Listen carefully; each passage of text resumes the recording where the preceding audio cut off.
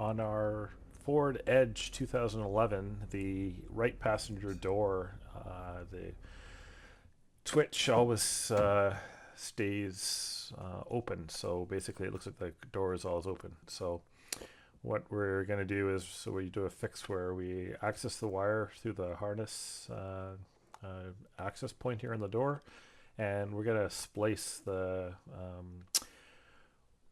door sensor wire to ground essentially, and the reason that we would do that is so that the door will permanently look like it's closed, and that means that the light will not be on anymore. This is showing the splice between the yellow wire and the black wire, which another video basically put a link that showed us where you get the wiring diagram, and you can see that the on this particular door that the yellow needs to go to the black, so that's where the splice went. So we didn't record actually doing it in the car, so it just took a couple pieces of scrap wire here and showed how to do it with a wire splice.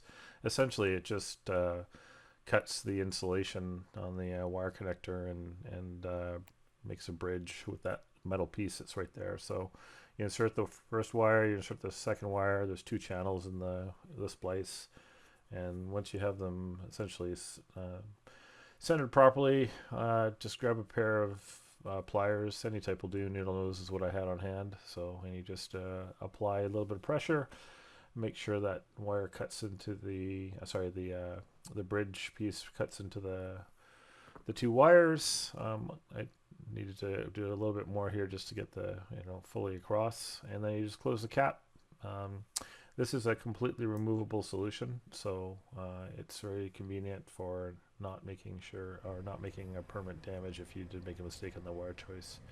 So it is very important to figure out which wire you need to do, but you can see here that once we go back in that we're no longer sitting with the door sensor open anymore.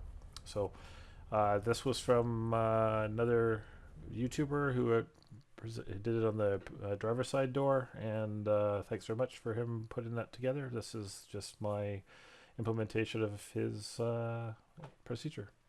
Have a great day. Final disclaimer, make sure that you are very confident in what you're doing. I am not a mechanic, and this is just me following internet wisdom, so use at your own risk.